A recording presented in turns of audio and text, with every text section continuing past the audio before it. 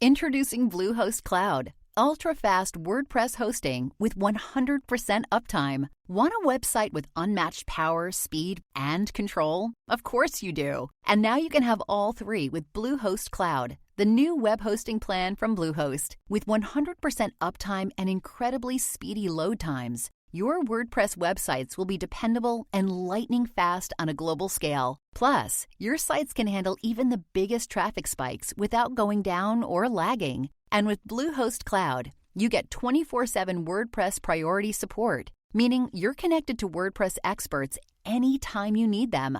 Not to mention, you automatically get daily backups and world-class security. So, what are you waiting for? Get Bluehost Cloud today by visiting Bluehost.com. That's Bluehost.com. If your roof starts to leak or your floors really squeak, you live in a money pit. Money pit. If your basement needs a pump or your place looks like a dump, you live in a money pit. Money pit. Pick up the telephone, fix up your home sweet home by calling 888 Money Pit. The Money Pit is presented by Dyche Coatings. Now, here are Tom and Leslie. Coast to coast and floorboards to shingles, this is the Money Pit Home Improvement Show. I'm Tom Kreitler.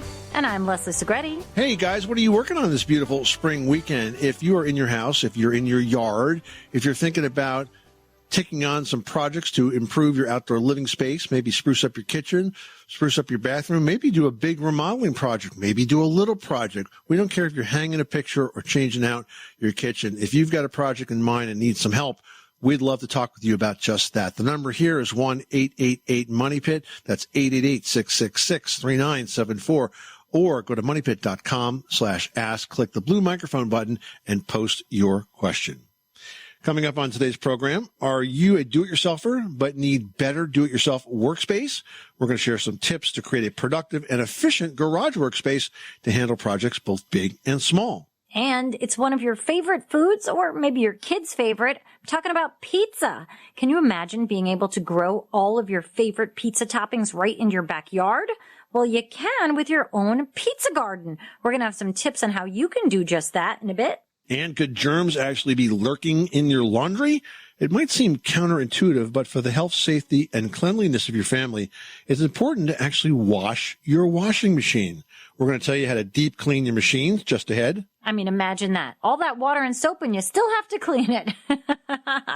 But first, guys, our focus is you. We want to know what you want to know. So if there's a DIY project on your to-do list, let us help you make it a DI done project. So let us know what you're working on so we can lend a hand. Call us right now with your questions at 1-888-MONEYPIT or go to moneypit.com/ask. Let's get to it. Leslie, who's first? All right, now we've got Karen in Pennsylvania on the line who wants to add a railing to a porch. Tell us about it.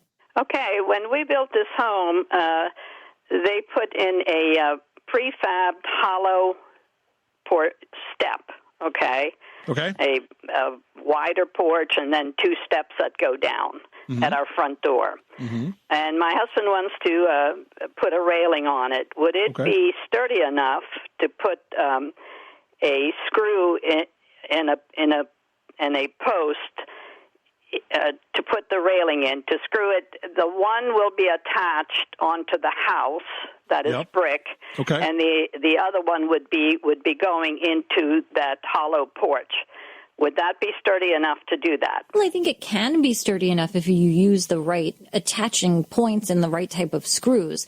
Now, when you're going into any kind of masonry, so for the house as well with the brick and the hollow concrete steps, you would use something called a tapcon, which is just a very specialized type of screw that's meant to go into a masonry surface. And the way sort of the grooves are on the stem of the screw itself is they're tighter together, they're a little thicker, so they'll really bite into that masonry and really grab a hold. So if you use something like that, which is appropriate for that location, it should have no problem as long as you get the right weight, the right length, depending on that situation. You can find it at any home center. They come in, just a couple or in a larger box. Some of them need a specialized bit. Sometimes you need a hammer drill just to sort of get into that masonry surface first to allow space for that screw. But I mean, it's generally an easy project and, just a little bit of time and a little bit of effort. Yeah, they're very distinctive. They're a blue color. And by the way, if it turns out that that hollow step just doesn't have enough meat in it, so to speak, to attach, the other option here is just to drop the post in front of the step or to the side of the step, depending on how it lines up, with the rest of your house, and just set a post in the soil. To do that, you would simply use a post hole digger and dig down about 3 feet. You would stick a wood post in there, and then you could pour a concrete mix by Quikrete that's available in the red bag. It's called Fast Setting Concrete. You pour it in there dry. Now, you don't have to mix it up first. You pour it in there dry. Make sure the post is nice and level. And then you water it like you're watering a plant. You just put some water in the hole and it hardens for you. And then you could adjust the height of it. You could cut it down to size. And that would be then supported by the soil. So if it turns out the step is just not possible for you to support the post there, you could always do it by setting the post directly in grade. Okay? Okay. All right. Well, thank you so much for your answer. Appreciate it. You're very welcome. All right, now we've got Mike on the line who's super chilly in Chicago, and he's got a question about insulation. What's going on? My wife and I are first-time homeowners. We bought a house last year that was built in 1910. It is a classic Chicago 2-flat that was converted into a single-family home. It's a flat roof made out of brick. I have a scoping camera that I've been poking around and behind nooks and crannies and walls and things like that. I'm pretty convinced that there's no insulation in the walls. So what are my options here? Moisture is a concern. It's my understanding that brick needs to breathe. Do we have an option of putting insulation in? If so, what type? What concerns might there be? What questions might we want to ask? And it's a matter of, do you need to tear out the drywall and fill the insulation in, or can it just be packed in the cavity there? So those are the types of questions I'm wading through. What are my options? What it might look like? How would you go about this? Thanks so much. Mike, I love the fact, first of all, that you own a boroscope. That's a tool that the only folks that own those are home inspectors like me, where we have these cameras that you can use and look into walls and around outlets. They're very fun. So I'm glad you got one of those. So now that you've got it, now that you used it, and you're going to find more things to do as a result of that, including insulating these brick walls. Now, unfortunately, you have some limited options here. Typically, brick walls, obviously, as you know, were not insulated. The fact that you have a double wall was all the insulation you get. If you did want to insulate those walls, your only option is really to take the drywall down inside your house and then to apply rigid foam insulation, sheet insulation to those walls, and then put the drywall back. That is something that is obviously, pretty disruptive process. There's a lot of work to be done. But the other thing you could do is focus on all the things that you can control. So, for example, let's talk about drafts. You can seal those windows inside and out by caulking the exterior perimeter and the interior perimeter. I usually caulk both sides of the trim on the inside to cut down on drafts. You could replace windows if they're drafty, obviously, and can do Energy Star windows. If you have outlets and light switches and that sort of thing on exterior walls, make sure that you're putting gaskets behind them. There are switch gaskets and outlet gaskets, comes in all sorts of shapes and sizes. They're very inexpensive, $1 or $2 a piece. They'll help seal out those drafts. And you mentioned you had some insulation in the attic. I would quantify that and see how much insulation and make sure you're maximizing the insulation that you can have there. I realize it may be a narrow space, but doing those sorts of things will help make the place more comfortable. So good luck with that house and that project. And we're glad you're getting a lot out of the show. Take care. Everyone should know that drinking water is important to staying hydrated and healthy. Having safe, clean water is the last thing you want to worry about, but unfortunately, according to extensive research by the Environmental Working Group, 3 out of 4 homes in America have harmful contaminants right in its tap water. That's why we are thrilled to be working with AquaTrue. AquaTrue purifiers use a 4-stage reverse osmosis purification process, and their countertop purifiers work with no installation or plumbing. It removes 15 times more contaminants than ordinary pitcher filters and is specifically designed to combat chemicals like PFAS in your water supply. And they have water purifiers to fit every type of home, from installation-free countertop purifiers to higher capacity under-sink options. They even have a Wi-Fi connected purifier and mineral boost options. And its proprietary purification technology is independently tested by IAPMO to NSF and ANSI standards to remove over 80 of the most harmful contaminants, including chlorine, fluoride, arsenic, PFAS known as forever chemicals, nitrate, and many more. I can truly taste the difference when I compare it with my old water filter. AquaTrue saves you money also. Just one set of filters from their classic purifier makes the equivalent of 4,500 bottles of water. That's less than 3 cents a bottle. Plus, you'll save the environment from tons of plastic waste. AquaTrue comes with a 30-day money-back guarantee and even makes a great gift.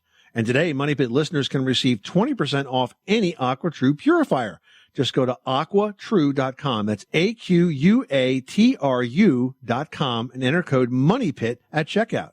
That's 20% off any AquaTrue water purifier when you go to aquatrue.com and use promo code MONEYPIT. Money Pit. Hey, Money Pit listeners, if we've saved you some time, money, or hassles with your projects, you would totally make our day by leaving us a 5-star review on Apple Podcasts. Just go to moneypit.com/review. Well, guys, are you thinking of sprucing up your outdoor living spaces for spring? It's the season to do just that. And if you've got a concrete patio or porch that's part of that project, we've got a great product to give away to one lucky listener. That's right. We've got the Spreadstone Decorative Concrete Resurfacing Kit up for grabs. It's pre-mixed. It's factory tinted. It goes on super easy. You do not have to be an artiste to make this look amazing. You just roll on those coatings and you've got a beautiful new stone surface. You can check out the 5 amazing colors at daichcoatings.com. That's DAICH coatings.com. For $155, that can's going to cover about 100 square feet of space, but it's yours for free if you get on the air with us and we draw your name out of the Money Pit hat. That's right. We've got one kit from Daich Coatings going out to one lucky listener. So call us right now with your questions or post them to the website at moneypit.com/ask. Lori in Missouri's on the line and needs help with some spackling. What's going on? Well, I have, it's that popcorn ceiling. Yep. And I'd like to know an easy way that's not so messy to remove it. I want to have a flat ceiling. Unfortunately, you can't do that without the mess. It's going to be quite a messy project. There are a couple of tricks of the trade that will help you, though. But let me kind of walk you through this. The first thing you need to do is to test it for asbestos because you want to make sure that there's no asbestos in that sort of popcorn material. You can pick up an asbestos testing kit at most home centers and major hardware stores, or you could use an outside lab. It's not terribly expensive. Once we know that it's not asbestos, then your first option is kind of what we call the wet scrape. And what you do is you start with kind of like a 1-gallon garden sprayer, a garden pump sprayer, and you spray that popcorn material very lightly. You don't want to overspray it, but you want to kind of saturate it and let it sit for 10 or 15 minutes. And then you should be able to take a spackle knife or a putty knife and simply scrape off that ceiling. Go slow, start in a small area, make sure that it has absorbed the water. And once you've scraped that entire ceiling, you can kind of take a survey of the job because I'm sure you missed some spots. And, of course, the second option is to do that, but do it dry. And it's totally doable, meaning it's been done, though, with varying levels of success. It's not totally encouraged because if you do, of course, have any asbestos, obviously you can't do it. If you have lead paint, it's a problem. It's much easier for stuff to become airborne, so it's a very, very dusty way to go. Now, there is a tool that's available that kind of helps with this. And one is called a popcorn ceiling scraper. It's actually a vacuum attachment. It attaches to your shop vac or your wet dry vac. And as you sort of pull it across that surface and the debris scrapes off, it goes right into the vacuum. And then there's another one that Homax makes that's just like a very, very wide scraper, kind of like, think of it as like a 10 or 12 inch wide spackle blade. And that can help you with the project too. But, you know, if your desire was to try to do it, in a way that was less messy, it's just not going to happen. By nature of the beast, it's going to be very messy. And then Leslie, once that stuff is down, you know, she's probably not going to have a perfectly clean ceiling as much as you would have if it was brand new. But I think you do have to prime it before you're painting it, right? Oh, absolutely. And I was going to say, when you're scraping, try not to like gouge too deeply. You don't want to damage the ceiling any further in the process to give you more stuff to repair. But a primer is going to be really imperative. You know, Latex primers are available. You can get ones that are oil-based. You can get a bin or a Zinsser. You really want to sort of seal in that surface, and then always go with a flat paint on the ceiling, and make sure you get ceiling paint because that's just going to adhere more nicely to a ceiling since it is over your head, and it does have a little bit more thickness than a regular wall paint would. But after that, I think you're going to be super happy. All right. I appreciate it. My husband's laughing at me. He's laughing because he's not going to do it. Well, if you enjoy doing DIY projects, having a dedicated space is essential for getting things done efficiently. But if you've got a garage, that space can easily be transformed into a functional workshop without breaking the bank. We're going to share tips on how you can create a garage workshop in just a weekend, including proper lighting, all for under $500. Well, the first step is to get a sturdy workbench with a solid top. You basically want to aim for a bench that's about 24 inches deep and about 38 inches high. Now, some come with drawers and even have adjustable height tops to suit your comfort level. I mean, for me, I prefer a taller workbench to avoid backaches from leaning over the work that I'm doing. But you can buy a ready-made bench for just a couple $100 or build a simple one yourself in less than a day for about $100. And if you want to really make it a comfortable space, just add a cushioned floor mat right in front of that bench where you'll stand as you work on your projects. Now, bright lighting is crucial for your work surfaces. High-intensity LED shop lights are excellent for task lighting over the workbench, and these lights are many times brighter than the old fluorescent shop lights that they're styled after. You want to aim for 130 to 150 lumens per square foot of workspace when you're planning your lighting. Now, you also want to make sure your workshop has sufficient electrical service with enough outlets and capacity for your power tools. Place outlets near your workspace to avoid using extension cords and causing tripping hazards. And think about upgrading to 20 amp circuits for better performance of your tools. Now, effective storage solutions are essential. You want to plan what items you need nearby, what can be displayed openly, and what should be kept behind closed cabinet doors. Modular storage systems offer flexibility in arranging the shelves, the bins, and hooks to kind of really suit your specific needs. And many garage storage systems are also available for convenience. For larger tools and supplies, you can use sturdy stackable plastic bins with lids. So you kind of have to get creative and really figure out what you need to store where. And lastly, if you're going to be using the workshop during the winter, think about some heating options for comfort. There are a lot of affordable electric heaters that are available to keep your workspace cozy during those chilly project times. And in fact, we've got a guide to buy garage heating on moneypit.com that you'll probably find very, very helpful. Ellie in Florida, you've got the Money Pit. How can we help you today? Yes, I just recently moved to Florida, and the house I bought, the water softener is broken because I believe it's because they had it outside the home. Every other house in my community has them in the garage. And mine, for some reason, the water line is on the opposite side of the house than the garage. So it would be, I believe it would be a major thing to have the water line brought from one side of the house to the other so I could have it inside. And Sears tells me that I can have it put outside, but you have to have some kind of protective covering. Lowe's tells me that they don't sell any that go outdoors. And private plumbing company is telling me that they have one that sells to put outside specifically. And other people are saying you don't even need one to go, don't even bother the expense. So I don't know what to do. So, first of all, the question is, do you need a water softener or not? Right. I mean, I looked online, and, I see the pros and cons. Right. Well, I mean, if you're accustomed to a water softener and you eliminate it, you may find that you don't like that experience. You certainly could bypass the water softener just to see if you like the water. Is the water city water? Well, it's not well water, so does that mean it is city water? I don't know. Yeah, it's city water. If it's city water, you probably do not need a water softener. Well, I think, no, I don't think it is city water because people in Ocala, I think they told me that they don't need it. They have city water. I could be wrong. I'm not sure. But everybody in this development says you need it. Ellie, the first thing you want to do is figure out if you've got city water. If you do, it's going to be treated. If you've got well water, then you do need probably a water conditioner as well as to have the water tested to make sure that it's safe. And that's something that should be done on an occasional basis. Now, in terms of the enclosures, given the fact that you're in Florida, we're not concerned about freezing pipes. I wouldn't be too concerned about putting it outside. I wouldn't want to have it enclosed. Now, how do you do that? Well, you either use one that's rated to be outside, and perhaps the water treatment company, the plumbing company has one that has such a certification. It's designed for interior or exterior use, and that's fine. And if not, you're going to have to construct something or have something constructed, or perhaps pick up a small shed or something of that nature where the equipment could be protected from the weather. But I think the first thing you need to do is determine whether or not you need it and determine what kind of water supply you have. If it's well water, get it tested. You can even have the hardness tested. You'll know exactly what you're dealing with. And if it's city water, then I think you could try bypassing the system you have right now and see if you like it. I hope that helps you out. Ellie, thanks so much for calling us at 888-MONEY-PIT. Without the ones like you, who work tirelessly to keep things running, everything would suddenly stop. Hospitals, factories, schools, and power plants, they all depend on you.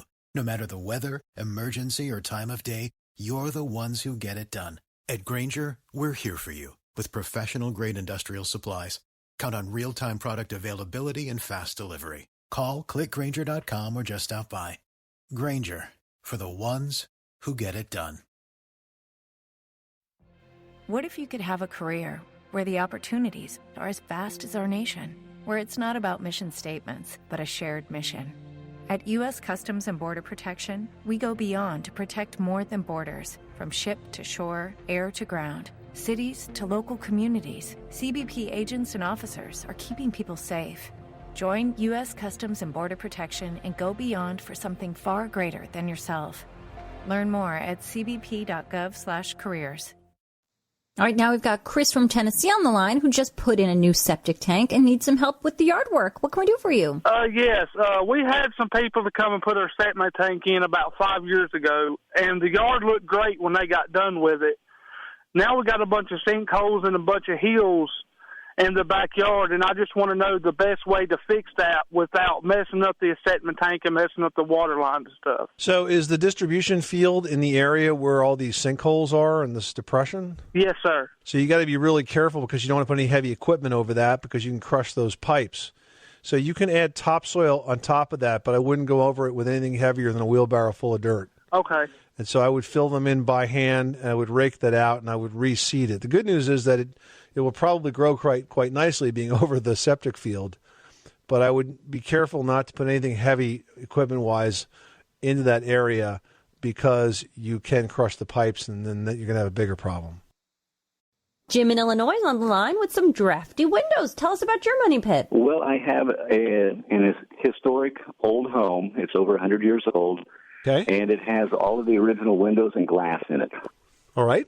And they are, needless to say, very drafty. So I was trying to figure out a way that was fairly cost-effective closing up those drafts. So if you want to keep the original windows, then you essentially have to work with what you have.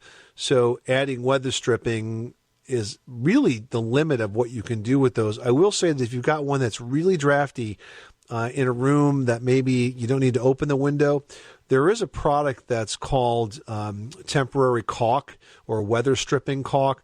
It's basically a caulk that's designed to go on clear, and then in the spring you can peel it off. It comes off sort of in a rubbery strip.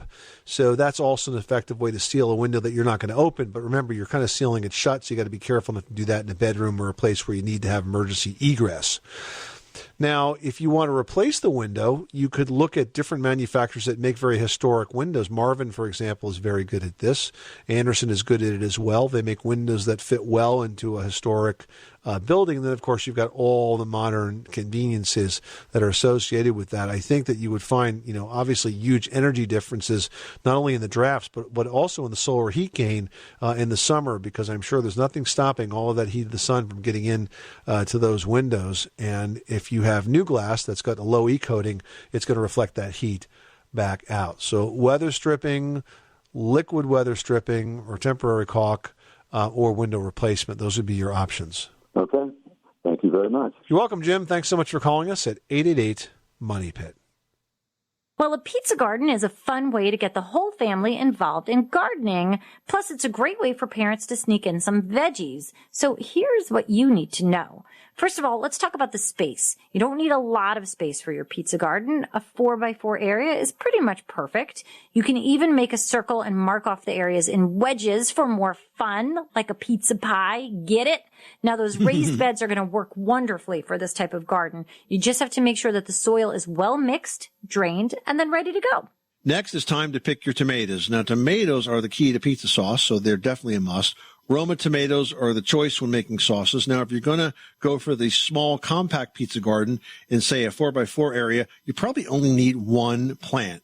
And I always surprised, Leslie, when we plant our garden, and we always buy the tiny little seedlings from the garden center, and they look so lonely at that moment, right? There's so much room around them. And man, 3 months later, 4 months later, you can hardly see through it. It's a complete forest of plants. So remember, they're going to grow, they're going to get big. Next, it's time to pick your peppers. You're going to want to choose a bell pepper plant or two, and also a banana pepper plant. Choose early varieties and make sure they are good choices for your growing area.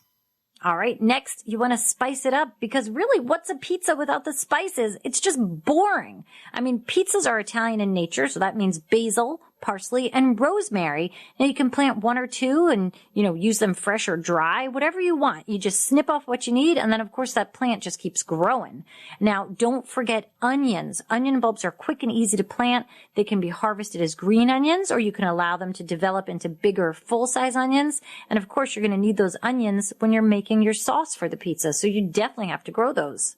Now, once everything is planted in your garden, you're going to be delighted at how much fun it is to see your pizza garden growing. What a great project to take on with kids, too, right? Frida from Ohio is on the line with the Money Pit. How can we help you today? Hi. My radar, I'm in a radar range microwave.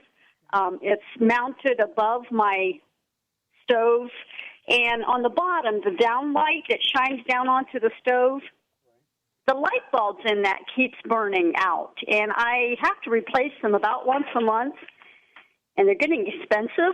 What kind of light bulb are you using? Just a regular incandescent? It's like the R11, the little appliance bulbs, 40 watt. And is this a fairly new problem, this once-a-month burnout, or has it been going on for a long, long time? It's getting worse. I mean, we've had the microwave in here. It's probably about 16 years old, or give or take. Yeah, that doesn't really owe you any money. That's pretty old for a microwave appliance. You've pretty much reached the end of a normal life cycle. In fact, I'm kind of surprised it lasted that long because it's been my experience that the microwave ovens that are mounted above ranges don't last nearly as long as a countertop microwave because the additional heat from all that cooking has the effect of sort of wearing on those components. Typically, when you get a bulb that burns out quickly, it's either because you have a loose connection, you have a loose ground, or you have a problem with the voltage that's going in there. Sometimes, depending on what's happening with the power company, you could be getting, say, more than 120 volts. You might be getting 125 or 130 volts sometimes because there could be something that is bad down the line with the power supply, the quality of the power supply. So if you have extra volts going into those lights, that is one of the first things that tends to show it. It's kind of like the canary in the coal mine, when the lights start to burn out frequently like that, it could be an issue with the voltage. So, have you been thinking about a new microwave? Not really.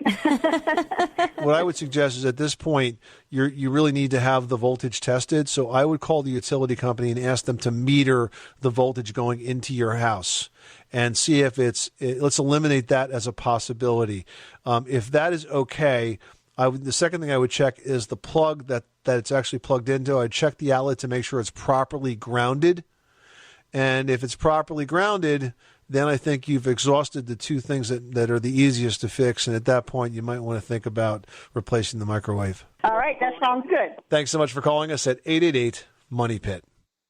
Well, this time of year, we're all spending a lot of time outside enjoying the beautiful weather. But if your concrete porch or patio needs an update, we're giving away a great product that can help. It's from Dice Coatings, and it's the Decorative Concrete Resurfacing Kit. Yeah, and it comes in 5 great colors. It goes on super fast, super simple. You don't have to be an artist. And it's going to make a surface of your concrete that's super attractive, but also really, really durable. You can check it out at DaichCoatings.com. That's DAICH Coatings.com. We've got 1 can, which will cover about 100 square feet of space up for grabs. That's going out to one listener drawn at random. So make that you. Reach out to us with your questions now at moneypit.com/ask or call us at 1-888-MONEYPIT. That's 888-666-3974. Gary in Virginia's on the line and is dealing with some odor coming from the sink. Tell us what's going on. We do have a problem in the bathroom. I'm not sure where it's coming from. I don't know whether it could be trapped gases or whether it could be, I don't think it's anything in the water because it's just in the bathroom. But a lot of times when we take a shower, get out and now if we get dried off and everything and leave the bathroom and come back in, it's a terrible odor in there. It smells like, kind of like a sewer, I guess, maybe. Right. But, we've had our septic pumped out last year, and it's not bad, but, and it not only happens in the shower, it can happen in like if we use the tub, or sometimes if we're at the sink, like if I shave or something like that, and finish up, it's like it comes up through the pipe, but it doesn't happen every time. It could happen twice a week. It could happen no time. It sounds like something we call biogas. You get bacteria that will form in the drains and in the traps and in the fittings around there, and the bacteria itself has an awful odor to it. So what I would do is I would take the trap apart for the bathroom sink because you can get to that. I would use a bottle brush and scrub the heck out of all of that. I would put it back together and fill the entire trap with oxygenated bleach and let it sit. I would do the same thing for the bathtub. I would take the drain cover off. I would use a bottle brush to get down there and scrub the insides of those pipes, and I would fill those with oxygenated bleach and let them sit because the bleach is going to kill those microbes, kill that bacteria, and that should make a difference. If it is biogas, it smells terrible. And but why wouldn't it do that at every time? Well, sometimes it's more active than others is all I could say. But, it depends on a lot of things, including the air pressure in the room. If the room happens to have a lower pressure because of other things going on in the house, it may draw out or not. So that it's probably there all the time. It's just that you don't smell it because of the airflow. Well, we've had, a plumber look at it and, he's just, he can't find the answer either. So, yeah. Well, I think if you Google biogas, you'll see that there are a lot of folks that have the same issue, and this is how you solve it. Right. All right. I appreciate your help. Well, did you know that your washing machine might not actually be washing the germs out of your family clothes? Here's what happens. Over the years, washing machines can become contaminated with fecal bacteria, and that potentially can leave millions of germs behind in your laundry. Even worse, it might even be possible that the viruses linger on clothes and potentially affect those who come in contact with them. Well, that's just gross. Thank you so much, Tom. My job. Well, we always learn something nasty, but here is how you fix it. Now, to kill any viruses or bacteria, first you want to wipe the washer door, those washer door seals if you've got a front load, with a solution of 25% bleach and water. Now, unless white streaks are your thing, you've just got to be careful not to spill it or have it come in contact with the clothing. And next, then, you run that washer without clothes in it using just hot water and 1/2 gallon of bleach. That bleach is going to sanitize the machine and all of the plumbing components involved. And that's going to kill any viruses or bacteria that's been left behind. And finally, be sure to select the extra rinse option to make sure all the bleach is cleaned out before the next load. Jennifer in Texas is on the line and needs some help with a flooring project. Tell us about it. We are planning on laying hardwood in our home. We have a 2-story home, and I'm wanting to know if it is better to lay each plank the same direction, upstairs and downstairs, or can we switch it up? Generally speaking, you want to go in the long direction of the room. So in other words, you want the boards to be parallel to the longest wall. I would not switch that up because it's going to look odd, don't you think? Yeah, it makes the room seem bigger. Oh, okay. Now, what kind of hardwood floors are you putting down, Jennifer? Are they pre-finished hardwood floors? Yeah, it's the snap and lock. Okay, so it's an engineered floor. So make sure they're parallel to the longest wall, and remember, nothing is square about a house. So measure the center of the room as determined by the center point between the walls, and figure it out so you don't end up with like a sliver of hardwood floor on the end. Okay, thank you. You're very welcome. Thanks so much for calling us at 888-MONEY-PIT. Mark in New Jersey wrote into Team Money Pit and says, I'm upcycling some accent pieces we had in storage for my living room, but I'm struggling with putting them together. Is there a secret? Isn't it so fun when you kind of discover your own prop closet and you're seeing like, oh, I know I've had all these things forever, but look how fun it can be when I group them a little bit differently or put them together in unexpected ways. So I kind of always go with the rule of keeping things in odd number groupings. 3, 5, 7, it's just, I don't know. It always feels better when it's just an odd number. And I'm looking at their shape, their sizes, their colors, the finishes. I like to mix it up. I like to keep things in different, sort of similar tones, but different ways of representing that color. So again, if the finish is different, if the sheen is different, anything. And then I kind of group them together. Something tall, something medium, something small. You don't want 3 things of the same size. You kind of mix it up. And the best way is to just kind of play around. Remember, you can do lower arrangements on a coffee table. You can add something taller against a wall. You can also layer things. If you've got like a large piece of art, no one says you have to hang it on the wall. You can kind of lean it and then put a large vase or urn or something with it. You just kind of have to play. I'm also super happy to put the puzzle together for you if you want to send us some pics. All right. Dante says he has a leak in his garage. He says it's a slow leak during heavy rains where the garage meets the house. He was told by a roofing company that flashing was never placed beneath the shingles against the house. He's wondering what the best sealant would be to stop the leak for the next few years until he gets a new roof. All right. So I would say you don't need a sealant here. I'd say it's easier to make this flashing repair because the sealants applied on top of a roof are simply not going to last. They look like hell, by the way, because they're just like black, plasticky, tarry like patches. They dry out quickly and you end up putting more and more and more on. So I would say that add the flashing now is not a terrible job, depending on what kind of siding you have. I'd rather see you do that and be good to go than just try to nurse this thing along for a few years. Just doesn't make sense. All right, Dante, good luck with finding that leak. Well, even a tiny water leak can cause a lot of damage over time. If you've got a spare half hour, you can easily check for leaks in and under all the sinks in your home. Leslie explains how in today's edition of Leslie's Last Word. Leslie, a little leak can add up to a lot of cash. Yeah, it sure can. And here's the best way to check for leaks in sinks. You want to turn each faucet on and run it full blast for a minute or two.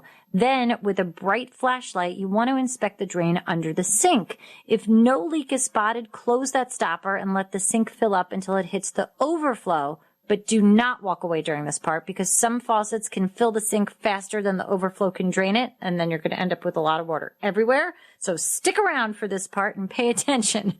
Now, after that water has been running through the overflow for another minute or two, you want to check the drain under the sink again. If no leak is spotted, your sink is good to go. You can move on to the next sink and repeat. Now, for toilets, you want to pour a bit of food coloring into the tank. Wait 20 minutes and then check the bowl to see if any of that colored water has leaked through. If it has, you need to replace that flush valve. This way you're going to stop flushing your money down the toilet. I mean, it definitely is a good way to know if you've got a leak in the toilet. And I'm telling you, replacing that flush valve is super duper duper easy. And there's a ton of great videos online as well. This is the Money Pit Home Improvement Show. Coming up next time on the program, stone walls are synonymous with strength, but a poorly built wall can crumble in no time at all. We're going to share tips on how to build a stone wall that will stand the test of time on the very next edition of the Money Pit. I'm Tom Kreitler. And I'm Leslie Segretti. Remember, you can do it yourself, but you don't have to do it alone.